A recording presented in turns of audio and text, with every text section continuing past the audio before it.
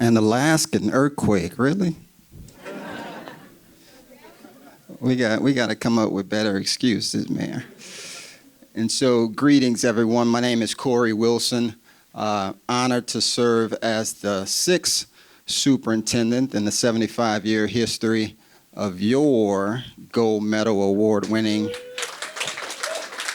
#1 park system in the country. And so, before I start my words, I do have to recognize our Mayor President, Sharon Weston Broome. She appoints one of my 9 bosses, so I must recognize her.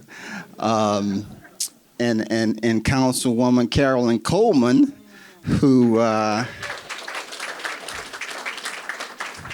appoints 6 of my 9 bosses. So I definitely have to recognize her before I start. And so, look, we emphasize your parks because, as I say, you know, everybody pays property taxes. Everybody has always paid property taxes. But there was a time where BREC didn't allow some that paid property taxes access to those things that their property taxes went to. And look, I understand I'm representing BREC, the 9 commissioners, the 1,100 employees who were working around the clock to provide exceptional service. And so with the position and the responsibility I have, I just want to take a moment just to say on behalf of BREC that I'm sorry.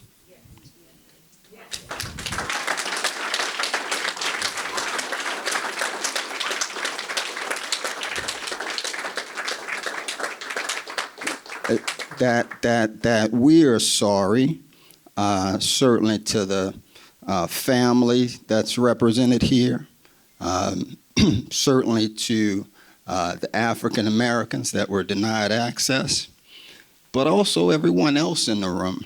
Because as I had a conversation with Ms. Carla King earlier this afternoon, we talked about how we're all connected. And when one of us hurts, we all hurt. And so we have to be mindful of that. And that's why I want to apologize to everybody in the room for those decisions that were made back then. And we can't move forward until we stop and recognize that. We certainly want to honor the families that are here. I would not be standing here if it wasn't for those families.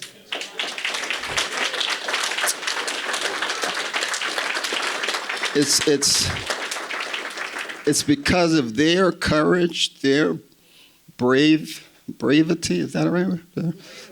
Bravery, that in January of 2012, BREC hired its first African-American superintendent, who happened to be a female, Carolyn McKnight.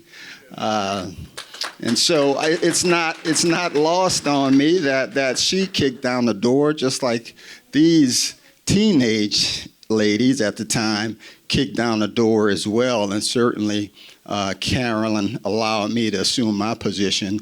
And since I've been superintendent of BREC since January 2019, my #1 mission has been access. Because I know what access did for me personally. I grew up, I didn't have much. My mother was 16 when she had me. We lived in the Desire Project in New Orleans. Didn't have much, but I had access to a park and a pool, a public pool that I could walk to, a public pool that allowed me to swim because of these ladies. And with that access, I was able to go on and do greater things. Morehouse College, Harvard Law School.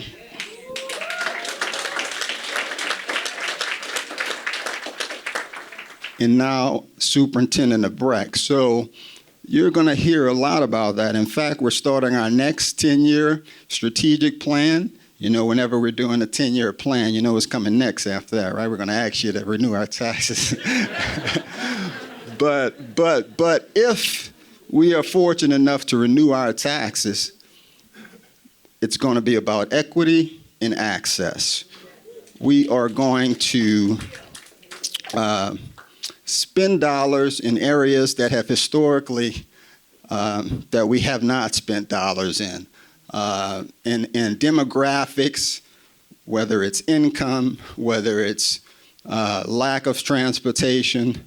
We're going to focus our efforts on that because historically we haven't. And so in order to make sure we're all rising, that is going to be our focus going forward. I believe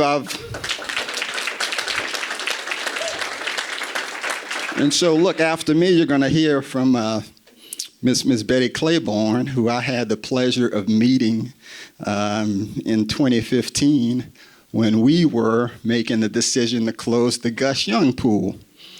And you know, and again, it comes all the way back in the circle to me because I now understand Judge White, who's also supports me, challenges me, encourages me. I never know which angle Judge White is coming from, but I know she loves me. And when I first got here, she's one of the first people I met. And it was around the closing of the Gus Young pool. But that was so emotional because we hadn't done this yet. We hadn't addressed the wound in order to move forward. And so I understand better now.